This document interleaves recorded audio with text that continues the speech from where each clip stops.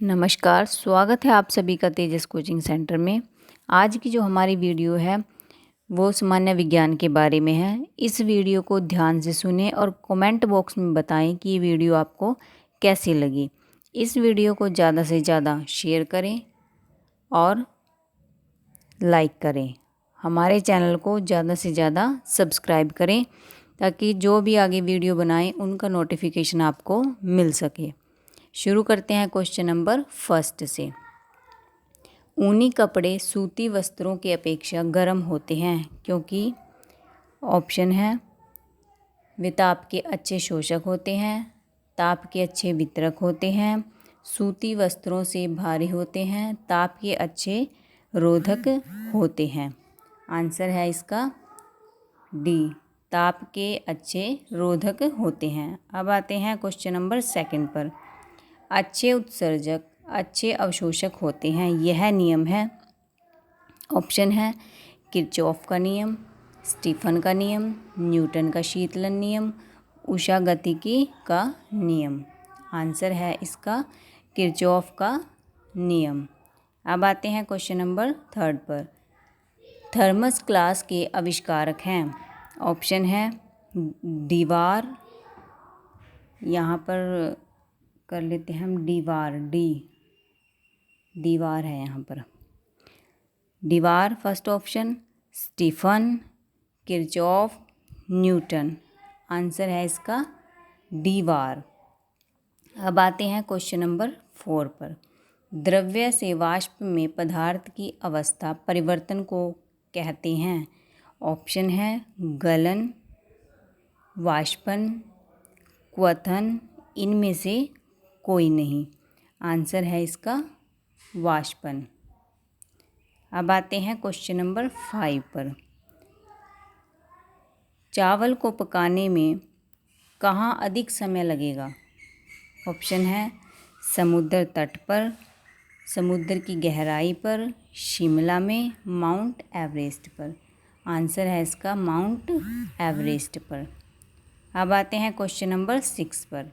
ठोस कपूर से कपूर वाष्प बनाने की प्रक्रिया को कहते हैं।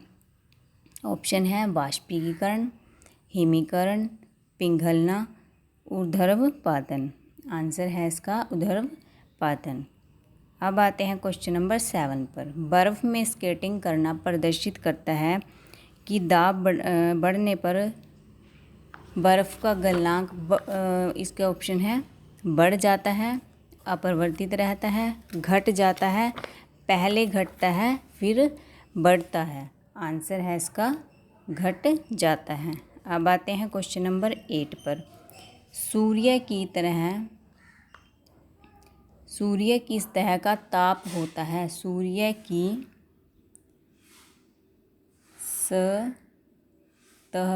सतह का ताप, प्रताप नहीं आएगा यहाँ पर आएगा ताप। सूर्य किस तरह का ताप होता है? कितना होता है सूर्य की सतह का ताप? ऑप्शन है 600 kelvin, 2000 kelvin, 6000 kelvin, 7000 kelvin. Answer आएगा इसका 6000 केल्विन। अब आते हैं क्वेश्चन नंबर 9 पर। कमरे को ठंडा किया जा सकता है। ऑप्शन है पानी के बहने से, संपीड़ित गैस को छोड़ने से, रसोई गैस से, ठोस को पिघलाने से। आंसर है इसका संपीड़ित गैस को छोड़ने से।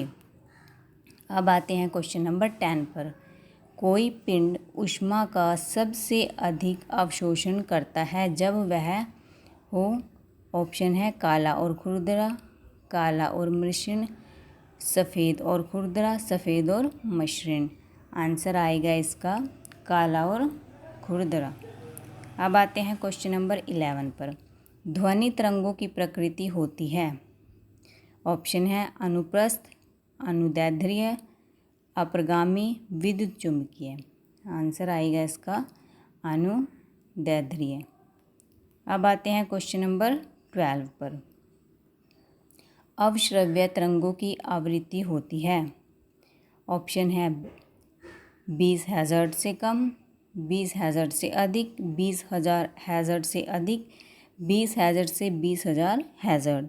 आंसर आएगा इसका 20 हैज़र्ड से कम। अब आते हैं क्वेश्चन नंबर 13 पर। पराश्रव्य तरंगे वे तरंगे हैं जिनकी आवृत्ति ऑप्शन है 20 हैटर्स और 1000 हैटर्स के बीच है, 1000 हैटर्स और 20,000 हैटर्स के बीच है, 20 किलो हैटर्स से अधिक है, 20 हैटर्स से कम है। आंसर आएगा इसका 20 हैटर्स किलो हैटर्स से अधिक है। अब आते हैं क्वेश्चन नंबर 14 पर। पराश्रव्य तरंगे मनुष्य द्वारा डैश ऑप्शन है इसके सुनी जा सकती हैं, सुनी नहीं जा सकती हैं, कभी कभी सुनी जा सकती हैं, या फिर उपरोक्त में से कोई नहीं। आंसर है इसका कि जो पराश्रव्य तरंगे होती हैं वो मनुष्य द्वारा नहीं सुनी जा सकती। अब आते हैं क्वेश्चन नंबर 15 पर। पराश्रव्य तरंगों को सबसे पहले किसने सीटी बजाकर उत्पन्न किया था? ऑप्शन है न्यूटन ने, गोल्टन ने, हर्ट्ज ने, फैराडे ने। आंसर है इसका गोल्टन ने। अब आते हैं क्वेश्चन नंबर 16 पर।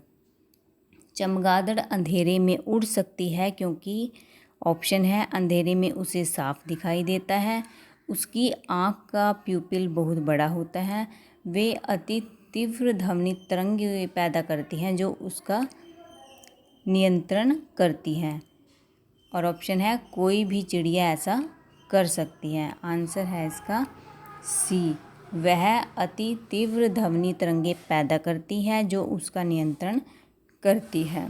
अब आते हैं क्वेश्चन नंबर 17 पर। वायु में ध्वनि का वेग है लगभग, ऑप्शन है 330 metre centi, 220 metre second, 110 metre second, 232 metre second. Answer आएगा इसका 330 मीटर सेकंड। अब आते हैं क्वेश्चन नंबर 18 पर। ध्वनि तरंगे सर्वाधिक तीव्र गति से चलती हैं, ऑप्शन है ठोसों में, तरल में, गैस में, वात में। आंसर है इसका ठोस में। अब आते हैं क्वेश्चन नंबर 19 पर। ध्वनि या ध्वनि प्रदूषण मापा जाता है, ऑप्शन है फोन में, डेसी में, डेसीबल में, या डेसीमल में। आंसर है इसका डेसीबल में। अब आते हैं क्वेश्चन नंबर 20 पर। निम्न में से किसके द्वारा सबसे अधिक प्रदूषण होता है? मोटर गाड़ी, रेलवे इंजन, पॉप म्यूज़िक, हवाई जहाज़ की उड़ान भरना। आंसर है इसका हवाई जहाज़ की उड़ान भरना। अब आते हैं क्वेश्चन नंबर 21 पर। हम रेडियो की गुंडी घुमाकर विभिन्न स्टेशनों के कार्यक्रम सुनते हैं, यह असंभव है, यह संभव है। ये कट हो जाएगा। यहाँ पर पूछा गया है कि हम रेडियो की घुंडी घुमाकर विभिन्न स्टेशनों के जो कार्यक्रम सुनते हैं यह किसके द्वारा संभव है? ऑप्शन है इसके अनुनाद के कारण, विस्पंद के कारण, व्यक्तीकरण के कारण, या विवर्तन के कारण। आंसर आएगा इसका अनुनाद के कारण। अब आते हैं क्वेश्चन नंबर 22 पर। किसी ध्वनि स्रोत की आवृत्ति में होने वाले उतार चढ़ाव को कहते हैं, ऑप्शन है रमन प्रभाव, डॉपलर प्रभाव, चार्ल्स नियम,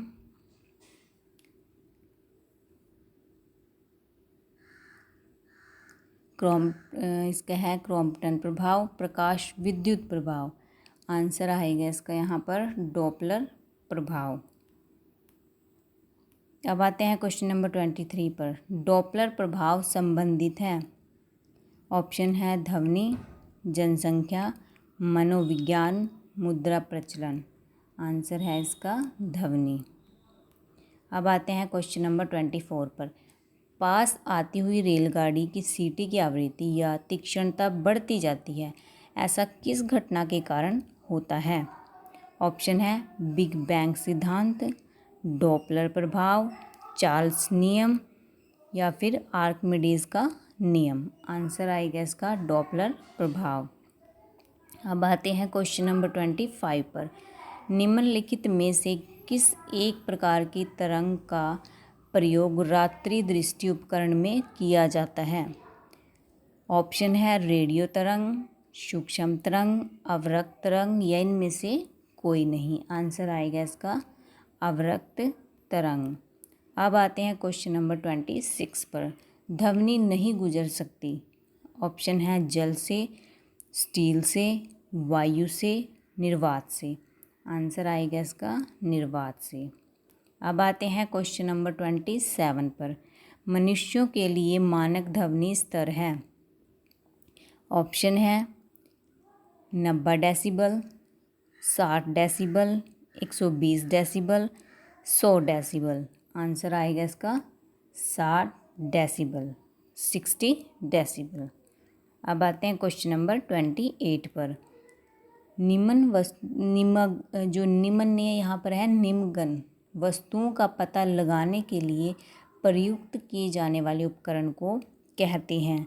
ऑप्शन है इसका राडार, सोनार, क्वासर, स्पंदक।